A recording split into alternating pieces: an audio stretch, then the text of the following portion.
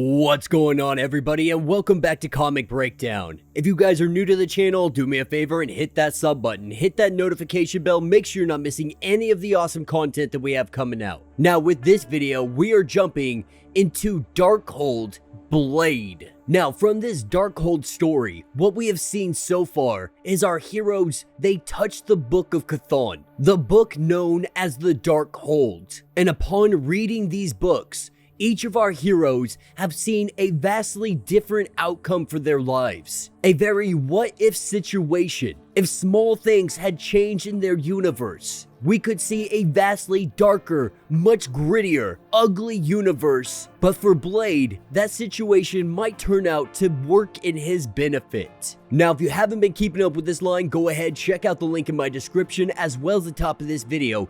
It will get you completely caught up on everything going on with the Darkhold series. And with that being said, let's dive into this breakdown. Alright gang, so as we dive into this issue, we get a little bit of a history lesson, finding out 2 years ago, the vampire terrorist known as Deacon Frost had offered himself up to the ancient blood demon known as La Magra, annihilating himself and unleashing the V-Wave.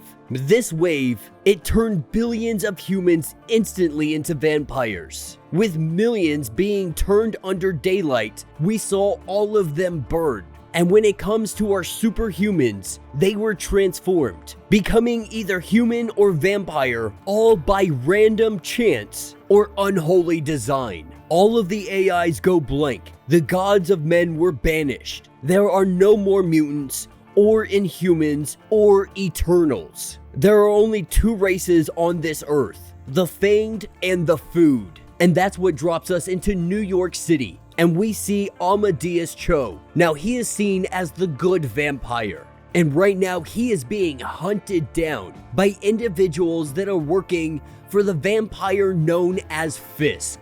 But little do they know, they are quickly met by the Blade of the one and only Daywalker. And we see Blade make quick work of all the vampires surrounding him. And with one of them trying to crawl away, saying that he is only a familiar, that he is still human, Blade absolutely does not care. And we see him gun down this dude right here. Now, going and looking for Amadeus, he is found in an alleyway.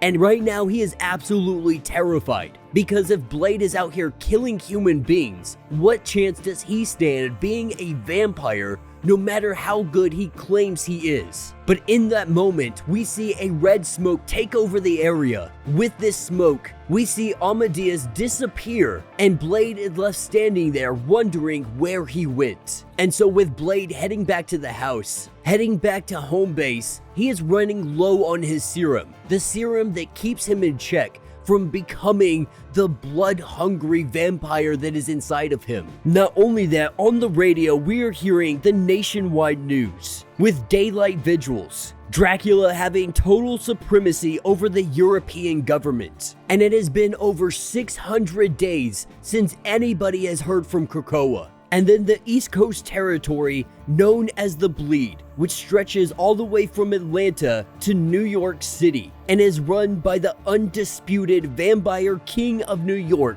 known as Mayor Fisk. Now, this is where we pick up and Amadeus is being interrogated, trying to find out what information he might have, because he was working for Fisk.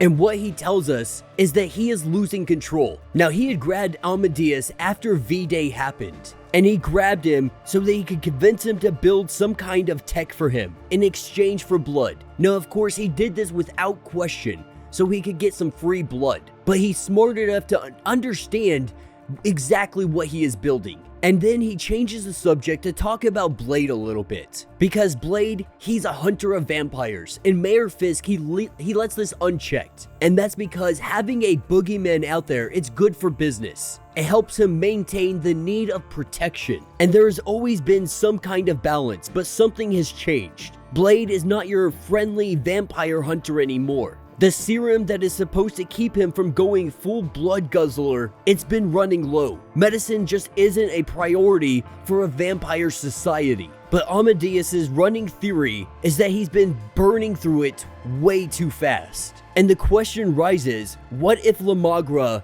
did find a host? One with all of the strengths and only one weakness, that being humanity. Now, vampires' eyes, they are normally pink, but supposedly, La Magra, when it is in control, your eyes are slow, glowing red. But Blade, he is hunting something entirely different. What he is hunting is what Fisk had made, because Fisk, he had Amadeus make the cure. Fisk has a cure for vampirism. Now, the people that took Amadeus, we find out that they are the last Avengers. Silver Sable, Prowler, and Citizen V. And so the last Avengers, what they want to do is to be able to get into Fisk's lair. They need to get in there and try to steal this cure. This could change the course of all of history. And so we see Amadeus go into Fisk Tower, going inside, saying that Fisk has been waiting for him. Now, Fisk is a very paranoid individual, only having one elevator that goes up to his penthouse. Now, while Amadeus is going up the elevator, we have another empty elevator shaft that Amadeus knows about, one that is out of commission. And so the last Avengers, they use this as an opportunity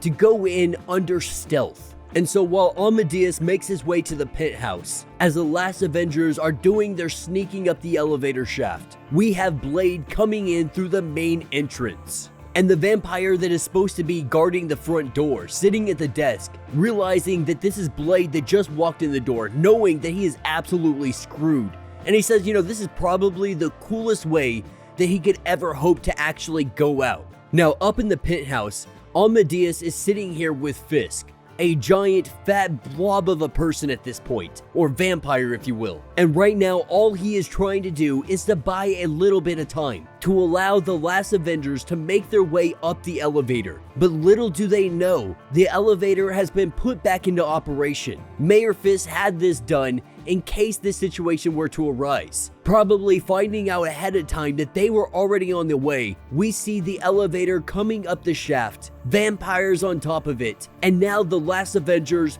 they are on a mad dash to get to the top. And as things look like they're about to go sideways for Amadeus, this is when Silver starts flowing into the room, and that is because Blade is making his entrance. And this is when Fisk realizes that Blade isn't trying to be noble anymore, gassing them like they are rats. Blade is finally seeing the light, because there are no more heroes at the end of the world. Now, Amadeus, he was able to use a wet rag to be able to block the Silver from going into his lungs. And Blade finds him hiding inside of a closet, but this is where he is met by Citizen V. Our last Avenger comes running in here and tries to battle with Blade. Now at this point, everybody is under the assumption that La Magra is under control, that Blade has the demon god inside of him. And as Citizen V tries to do everything he can to take on Blade, he just isn't a match for him. At the end of the day, he is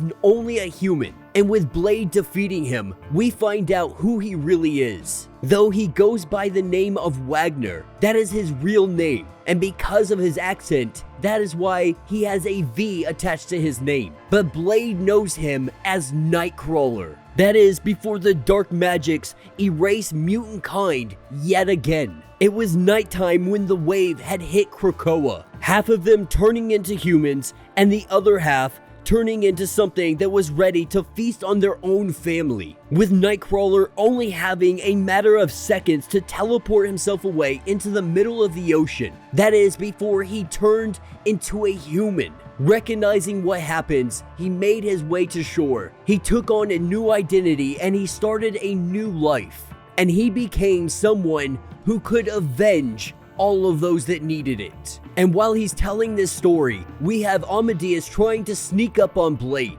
But Blade turns around, grabs him by the throat. Amadeus trying to tell him to fight the demon, that there is a hero still inside of him, and that they are the good vampires. But the reality is, there is nobody inside of there except for Blade. And he has come to the conclusion that there is no such thing as a good vampire. and he takes Amadeus and he throws him out the penthouse window, standing at this window because Blade, while sharpening himself into the weapon the world needed him to be, that was until the day the monsters had won, because a world that is already lost doesn't need any protectors. What it needs is a king. And so Blade tells them to spread the word, because from here on out, every last drop of blood in this city, in this world, it all belongs to Blade. And that will be the end of this issue. So let me know what you guys think down in the comments. I think this is a great twist to his origin story. Now, most of us, we know who Deacon Frost is. We understand if you didn't read the comics, you at least saw the movie Blade back in the day. So we all understand who La Magra is. We understand who Deacon Frost is. But what we see is a twist onto that story, that with La Magra coming out, the V-Wave took over everything. So we're not seeing mutants, we're not seeing Inhumans, all of the gods left, the Eternals are no longer. Earth is left as a hellish wasteland of vampires and those they feast on. Now personally, I'm surprised that Dracula hasn't taken over more at this point. With it being 2 years since those events, you would really think that Dracula had a much bigger reach, but we can only assume it's going to be a matter of time. Now that definitely could go in a different direction, because Blade, now being the king of New York, being the king of the world, at least that's what he is proclaiming himself to be, there would be an epic clashing of vampire nations going against one another, with Blade at one end and Dracula on the other. And so it's a really fun, interesting what-if story, seeing that Blade, you know, he's always been more of an anti-hero. And while he is technically a hero, he's on the Avengers,